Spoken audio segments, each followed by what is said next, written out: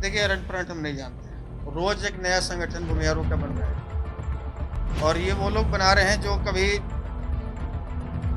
अपने मुंह से भूमिहार शब्द निकालने के लिए तैयार नहीं हुआ करते थे। आज के 8 साल 10 साल पहले की बात यदि कहें तो जितने भी माननीय आज कोई किसी को समर्थन कर रहा है, कोई किसी को समर्थन कर रहा है, कोई वाहवाही लूट रहा है कि मोकामा हम जिता दिए, कोई वाहवाही लूट रहा है फलाने जगह हम जुटा दिए। समाज में ये विघटन पैदा मत कीजिए। आपस में आपके अध्यक्ष 3 अध्यक्ष हैं, 1 अध्यक्ष कर रहे हैं भाजपा को, चूंकि वो उनका मोह भंग नहीं हो रहा है। लगातार वो कार्यकारिणी की बैठक में शामिल हो रहे हैं। खुद मंत्री रह लिए, बेटे के टिकट के भी जुगाड़ में लग गए। और इधर कुछ लोग देख रहे हैं कि समाज का भाई रुझान नीलाभ कुमार के साथ में, तो यहाँ नीलाभ का भी समर्थन करना जरूरी है। तो समाज, जिस समाज का हम संगठन बनाए वो समाज बहिष्कृत कर देगा। तो पहले तो आपको तय करना होगा कि आपको करना क्या है, और पार्टी भक्ति और सामाजिक दायित्वों को भी आप एक साथ नहीं निभा सकते। यदि आप सामाजिक संगठन बनाए हैं और समाज को सामाजिक, आर्थिक, शैक्षणिक, राजनीतिक रूप से संबल प्रदान करना चाहते हैं, तो आपको सबसे पहले की पार्टी की भक्ति से बाहर निकलना होगा। और यदि पार्टी भक्ति करनी ही थी तो फिर ये संगठन बनाकर नौटंकी क्यों? बिना संगठन बनाए भी पार्टी भक्ति तो कर ही रहा था समाज।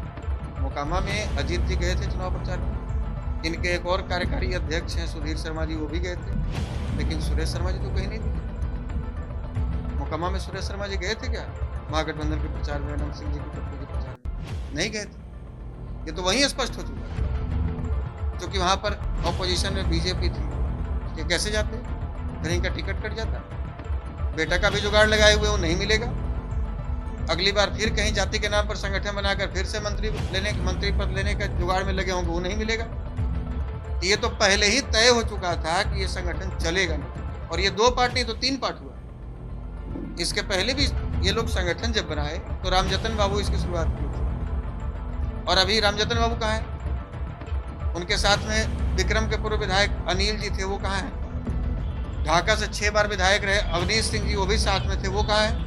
आज इस बात को समझ चुका है कि जब तक इनको सत्ता की मलाई मिलती रही तब तक समाज याद नहीं आया, और जब मलाई मिलनी बंद हो गई, जब पार्टियों ने पूछना बंद कर दिया, जब इनको टिकट मिलना बंद हो गया, तब ये फिर समाज को मोहरा बना रहे हैं, समाज के नाव पर चढ़कर फिर से बैतरनी को पार करना चाह रहे हैं। और जिस दिन, मैं दावे के साथ कह रहा हूँ, जिस दिन इन नेताओं को किसी में से एमएलसी बना दिया गया, किसी को विधायक का टिकट दे दिया, किसी को बड़ी पार्टी ने सांसद का टिकट दे दिया, किसी को एमएलसी बनाकर मंत्रालय बनाने की कमिटमेंट कर दी, उसी दिन ये संगठन को भूल जाएंगे, संगठन को लात मार के दूसरी पार्टी में चले जाएंगे। वहाँ जो वीआईपी ने उम्मीदवार उतारा है वो विगत 5 वर्षों से हमारे संगठन के सदस्य रहे हैं, और दिल्ली में जब वो इंडिया टुडे ग्रुप में काम करते थे, वो भी मीडिया में काम करते थे, तो अपने संगठन के प्रवक्ता के तौर पर भी वो काम करते थे।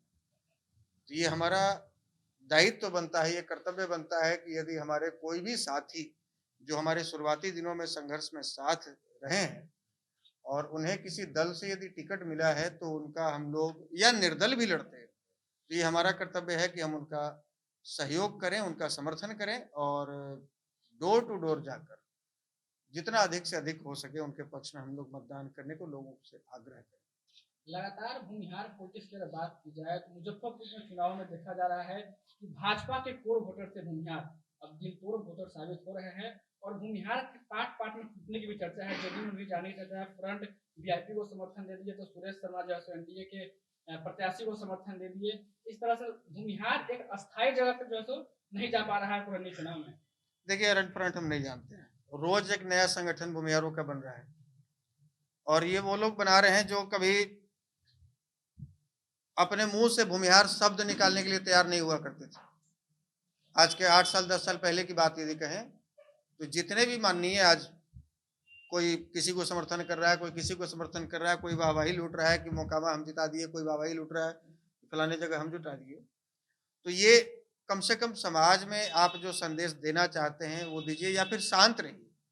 कम से कम समाज में ये विघटन पैदा मत कीजिए। आपस में आपके अध्यक्ष 3 अध्यक्ष हैं, 1 अध्यक्ष कर रहे हैं भाजपा को, चूंकि वो उनका मोह भंग नहीं हो रहा है। लगातार वो कार्यकारिणी की बैठक में शामिल हो रहे हैं। खुद मंत्री रह लिए, बेटे के टिकट के भी जुगाड़ में लग गए। और इधर कुछ लोग देख रहे हैं कि समाज का भाई रुझान नीलाभ कुमार के साथ में है, तो यहाँ नीलाभ का भी समर्थन करना जरूरी है। तो समाज, जिस समाज का हम संगठन बनाए वो समाज बहिष्कृत कर देगा। पहले तो आपको तय करना होगा कि आपको करना क्या है, और पार्टी भक्ति और सामाजिक दायित्वों को भी आप एक साथ नहीं निभा सकते हैं। यदि आप सामाजिक संगठन बनाए हैं और समाज को सामाजिक, आर्थिक, शैक्षणिक, राजनीतिक रूप से संबल प्रदान करना चाहते हैं, तो आपको सबसे पहले की पार्टी की भक्ति से बाहर निकलना होगा। और यदि पार्टी भक्ति करनी ही थी तो फिर ये संगठन बनाकर नौटंकी क्यों? बिना संगठन बनाए भी पार्टी भक्ति तो कर ही रहा था समाज, 30 साल से कर रहा था, आगे भी करता रहता। राजद आपने शुरुआती दौर में कहा था कि जो है सो गोठा चुनाव के समय की जो है बाभन की चूड़ा, यादव के दही, दोनों भाई मिलन तो बिहार हो सही। अब मछली भात की चर्चा है और विजय सिन्हा नेता प्रतिपक्ष भी कुरनी में कैंप कर रहे हैं। जदयू की तरफ से राष्ट्रीय अध्यक्ष ललन सिंह भी लगातार है। इस परिस्थिति में भूमिहार का वोट नीलाभ कुमार की तरफ आना कितना लग रहा है, कितना कड़ा होगा, संघर्ष होगा जमीन पे? देखिए, विजय सिन्हा जी तो मोकामा में भी कर रहे थे कैंपेन, और पूरा का पूरा दायित्व ही उन्हीं को दिया गया था मोकामा चुनाव जिताने का। और मुझे लगता है कि 2 महीने तक तो लगातार उन्होंने हर गांव में जाकर प्रचार किया, लेकिन परिस्थिति यदि आप देखेंगे, जो रिजल्ट देखेंगे मोकामा का, तो अपने गांव में लीड नहीं करा पाए, अपने बूथ पर लीड नहीं करा पाए। तो जो सामाजिक संगठनों के द्वारा या समाज के युवाओं के द्वारा जो विगत 8-10 वर्षों से सामाजिक एकता का जो प्रयास किया जा रहा है, और जो जिस पार्टी के बंधुआ मजदूरी ये लोग करते आ रहे थे या करवा रहे थे समाज को, उस पार्टी से जब सवाल करना शुरू किए लोग कि भाई हमारा अधिकार कहाँ है, हम तो आपको दिल खोलकर तन से, मन से, धन से समर्थन कर रहे हैं, लेकिन हमारा प्रतिनिधित्व कैसे घट रहा है, जब ये सवाल होने लग गया, तब कभी इनको विधानसभा अध्यक्ष बनाने लगे लोग, कभी नेता प्रतिपक्ष बनाने लगे लोग, इनका भी वैल्यू बढ़ गया। तो अब समाज को इस बात की समझ है कि ये हमारा कितना कल्याण कर सकते हैं, समाज का कितना भला कर सकते हैं।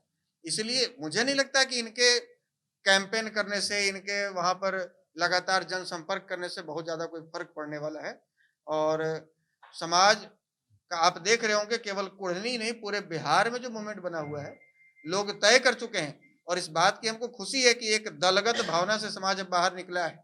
एक पार्टी के बॉन्डेड लेबर के तौर पे जो काम कर रहा था, बंधुआ मजदूर के तौर पे जो समाज काम कर रहा था, उससे बाहर निकला है। और बोचाहा में राजद के उम्मीदवार को समर्थन दिया, मोकामा में राजद के उम्मीदवार को समर्थन दिया, और आज कुढ़नी में वीआईपी के उम्मीदवार को भी समर्थन दे रहे हैं। क्या है कि जो लोग नारा दे रहे थे, वो सांकेतिक विरोध और सांकेतिक एक मैसेज था भाजपा के लिए कि अभी इस तरीके से आपको हमने जवाब दिया है, आने वाले समय में और भी तरीके से, दूसरे तरीके से, मजबूती से आपको हम लोग जवाब देंगे। और आप जो दिमाग में ये बैठा कर चल रहे हैं कि हम आपको छोड़कर कहीं नहीं जाएंगे, आप हमारा शोषण करते रहेंगे, आप हमारा दोहन करते रहेंगे, हमारा ही वोट लेंगे और हमें ही प्रताड़ित करेंगे, हमें ही आप अपमानित करेंगे, तो उस अपमान का बदला, चाहे वो बोचाहा हो, चाहे मोकामा हो, चाहे कुढ़नी हो, चाहे 2024 का चुनाव हो, चाहे 2025 का चुनाव हो, हम लोग चुन चुन कर और गिन गिन कर सूद समेत लेंगे। आपके समाज को सम्मान देने की बात आई तो आपने शुरुआती दौर में कहा था कि एमएलसी चुनाव में 5 सीट आरजेडी का कब्जा था। कल मुकेश सहनी ने प्रेस कॉन्फ्रेंस में कहा कि अगर कुढ़नी में भूमिहार समाज हमारे उम्मीदवार को जिताते हैं तो लोकसभा चुनाव में हम मुजफ्फरपुर में 1 सीट भूमिहार की रिजर्व रखेंगे।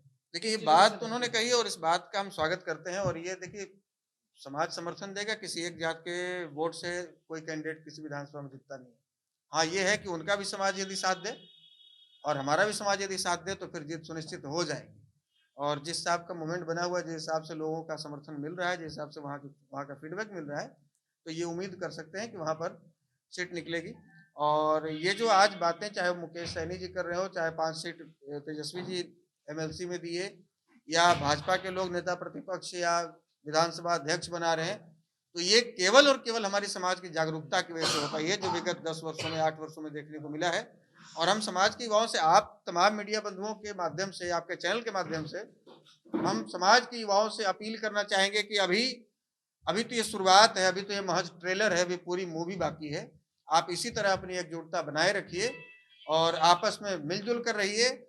किसी भी दल के, किसी भी बड़े दल के नेता के बहकावे में मत आइए। बाकी अधिकार दिलाने की जिम्मेवारी हमारी है। और हम जो लड़ाई आज के 8 साल 10 साल पहले शुरुआत किए हैं, जब तक आपको संपूर्ण अधिकार, आपका खोया हुआ सम्मान वापस नहीं दिला देंगे, तब तक ये संघर्ष जारी रहेगा। आपने जिक्र किया कि बहुत सारे संगठन भूमिहारों के लगातार नए नए बन रहे हैं। एक संगठन जो है लगातार मुजफ्फरपुर में काम कर रहा है, भूमिहार ब्राह्मण सामाजिक फ्रंट, समर्थन नीलाभ कुमार को दिया गया है और जो अध्यक्ष हैं वो अलग। दो पूर्व मंत्रियों की अगुवाई वाला जो संगठन था उन दोनों में जो है कूट हो गई है और सुरेश शर्मा का अलग बयान आया है और अजीत कुमार का अलग बयान सामने आया है। इसको किस तरीके से देखिए, ये दिखावे का बयान तो अभी कुर्नी में है, ये तो स्पष्ट हो चुका था मोकामा में।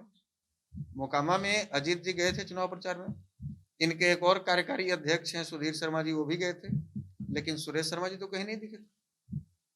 मोकामा में सुरेश शर्मा जी गए थे क्या महागठबंधन के प्रचार में, अनंत सिंह जी की पत्नी के प्रचार में? नहीं गए थे। ये तो वहीं स्पष्ट हो चुका था, क्योंकि वहां पर ऑपोजिशन में बीजेपी थी, ये कैसे जाते? फिर इनका टिकट कट जाता, बेटा का भी जुगाड़ लगाए हुए वो नहीं मिलेगा, अगली बार फिर कहीं जाति के नाम पर संगठन बनाकर फिर से मंत्री पद लेने का जुगाड़ में लगे होंगे, वो नहीं मिलेगा। तो ये तो पहले ही तय हो चुका था कि ये संगठन चलेगा नहीं, और ये 2 पार्ट नहीं तो 3 पार्ट हुआ है। इसके पहले भी ये लोग संगठन जब बनाए तो रामजतन बाबू इसकी शुरुआत किए थे, और अभी रामजतन बाबू कहाँ हैं? उनके साथ में विक्रम के पूर्व विधायक अनिल जी थे, वो कहाँ हैं? ढाका से 6 बार विधायक रहे अवनीश सिंह जी, वो भी साथ में थे, वो कहाँ हैं? तो उनका एक अलग टीम चल रहा है जिनका नाम भूमिहार ब्राह्मण सामाजिक राजनीतिक फ्रंट, और एक बना फिर भूमिहार ब्राह्मण सामाजिक फ्रंट।